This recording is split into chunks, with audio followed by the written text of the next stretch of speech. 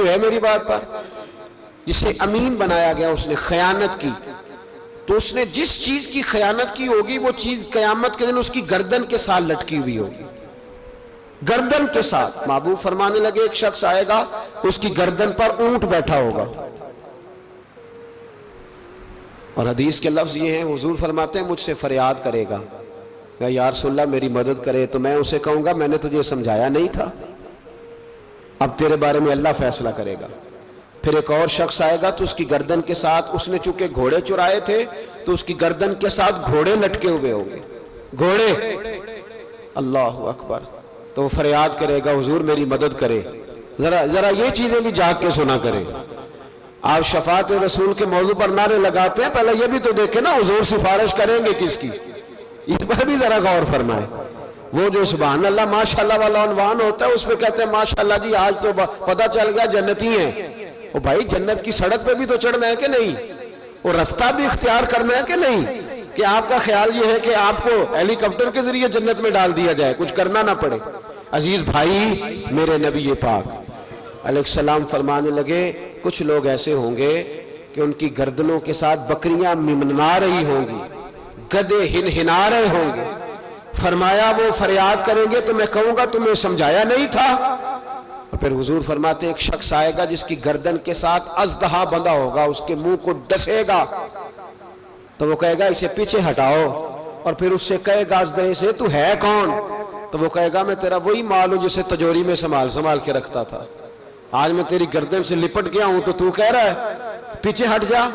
بھائی راز کھلے گا، آپ یقین کریں، اچھے لوگوں کے جب راز کھلیں گے قیامت میں تو موج لگ جائے گی۔ راز صرف بروں کے نہیں کھلیں گے، اچھے لوگوں کے بھی راز ہے۔ توجہ ہے میری بات پر؟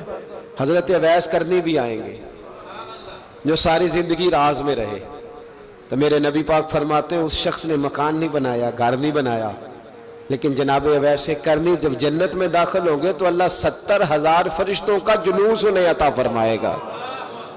اللہ انہیں 70,000 فرشتوں کا جلوس دے گا، اس جلوس میں وہ جنت میں جائیں گے، ان لوگوں کو اللہ شانیں دے گا۔ فرمایا راز کھلے گا، راز۔ قیامت کے دن کچھ لوگ ان کے چہرے 14ویں کے چاند کی طرح چمکیں گے، اور انبیاء اور علماء ان کو دیکھ کر رشک کریں گے کون ہے؟ میرے مصطفیٰ کریم علیہ السلام فرماتے ہیں رب کریم فرمائے گا یہ میرے محبوب کی امت کے وہ نیک لوگ ہیں جس سے بھی محبت کرتے تھے اللہ کی رضا کے لیے کرتے تھے، اور جس سے بھی انہوں نے زندگی میں دشمنی رکھی صرف اللہ کی رضا کے لیے۔ اب یہ اللہ کی رضا والا معاملہ کہاں تھا؟ ان کے سینے کے اندر، تو اس کی جزا انہیں قیامت میں ملے گی۔ کچھ لوگوں کا راز کھلے گا، انہیں بڑا لطف آئے گا، بڑا مزہ آئے گا۔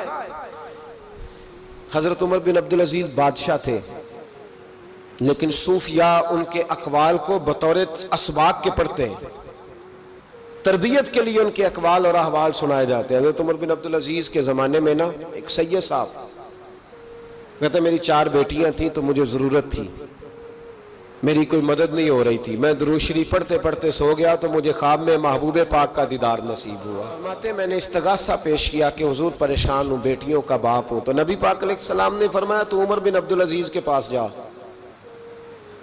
عمر بن عبدالعزیز وہ باکمال شخص ہے جو روزانہ 10 سپارے قرآن پاک کے پڑھتا ہے، 10,000 بار مجھ پر درود و سلام پڑھتا ہے۔ کتنے سپارے؟ ہم تو خیر سارے مصروف ہیں، 10 لائنیں بھی نہیں پڑھ سکتے، ہم تو بڑے بیزی لوگ ہیں۔ ہم قرآن شریف پڑھیں گے تو فیس بک کون چلائے گا؟ ہم اگر قرآن شریف پڑھیں گے تو وہ واٹس ایپ پہ ٹائم کون دے گا؟ ہم تو بیزی ہیں، بہت زیادہ مصروف ہیں۔ ہم اگر تھوڑی دیر قرآن شریف کھولیں گے تو وہ جو سیاسی تبصرہ سارا دن کرنا ہوتا ہے وہ کوئی گرنا نہ جائے کوئی آسمان سے چیز، ہم تو مطلب بیزی ہیں۔ بادشاہ وقت کے بادشاہ 10,000 مرتبہ درود و سلام، اللہ اکبر۔ بس بندہ ارادہ کر لے تو اللہ اسے موقع بھی عطا فرمائی دیتا ہے، اللہ اس کی مدد کرتا ہے۔ 10,000 بار پڑھتے تھے تو نبی پاک علیہ السلام نے کیا خوبصورت بات ارشاد فرمائی۔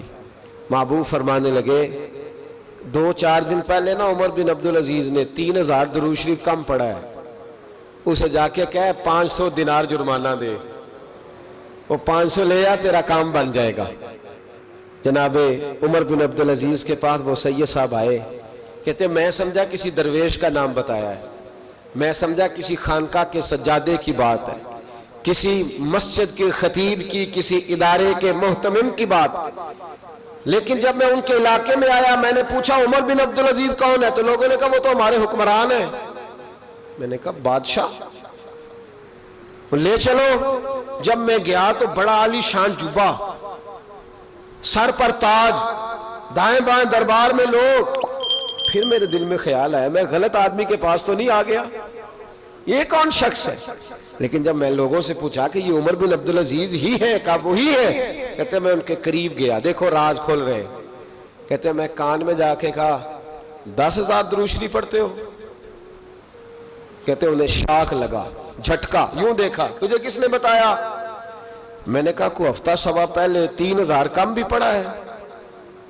کہتے ہیں وہ تو ٹھٹھرنے لگے، فٹافٹ میرا بازو تھاما، کونے میں لے گئے، کہنے لگے یہ تو میری بیوی کو بھی نہیں پتا کہ میں پڑھتا ہوں، یہ تو میرے خاص خادم کو بھی نہیں پتا، یہ تو میرا اور خدا کا، میرا اور مصطفیٰ کا راز ہے، اللہ رسول سے میرا راز ہے، تجھے کیسے پتا چلا؟ تو کہتے ہیں وہ سید صاحب کہتے ہیں میں نے ان سے کہا کہ جن کے ساتھ آپ کا راز ہے مجھے انہوں نے ہی بتایا ہے، رازدار میں ہی بتایا ہے۔ اور محبوب نے فرمایا میں سید ہوں، مجھے گھر میں ضرورت تھی، صدقہ زکوٰۃ لے نہیں سکتا، مجھے حضور نے کہا جا اسے کہہ تجھے 500 دینار دے، کم پڑا درود شریف۔ تو کہتے ہیں حضرت عمر بن عبدالعزیز ایک ستون کے پاس چلے گئے اور ستون پر انہوں نے بازو رکھے، چہرہ رگڑ کے چیخے مار کے روئے، تو وہ میرے حرم، میں غریب بے نوا، تو کجا من کجا، کتھے مہر علی تے کتھے تیری ثنا، گستاخ اکھیں کتھے جاڑیاں، کیسے آقاؤں کا بندہ ہوں رضا، بول بالے میری سرکاروں کے۔ رونے لگے، اتنا روئے کہ ان کی تڑپ سے میں بھی رونے لگا۔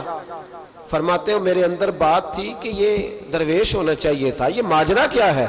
فرماتے ہیں جناب عمر بن عبدالعزیز جب کچھ ٹھنڈے ہوئے نا طبیعت ان کی، تو بازو سے پکڑ کے مجھے ایک حجرے میں لے گئے، اس کمرے کی طرف سارا محل سارا دربار گزر گیا، اینڈ پہ ایک حجرہ آیا، باہر بڑا خوبصورت اس کے اچھا دروازہ بنا ہوا قیمتی، لیکن فرماتے ہیں جب کھول کے اندر گئے تو اندر کچا مکان، ایک مٹکا، 2 پیالے مٹی کے، کچھ بڑے بڑے سامان پڑے ہوئے، رسیاں پڑی ہوئی ہیں، سینے کا سامان ہے، کھجور کی چھال پڑی ہے، کچھ ٹوپیاں پڑی ہیں۔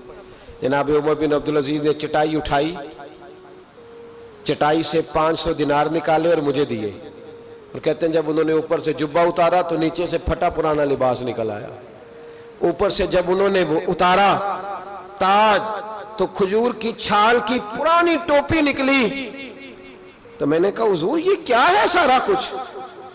تو رو پڑے، کہنے لگے اب تجھے رازداروں نے بتایا ہے تو میں کیوں نہ بتاؤں، اب تجھے انہوں نے بتایا جو رازدار تھے تو میں کیوں نہ بتاؤں؟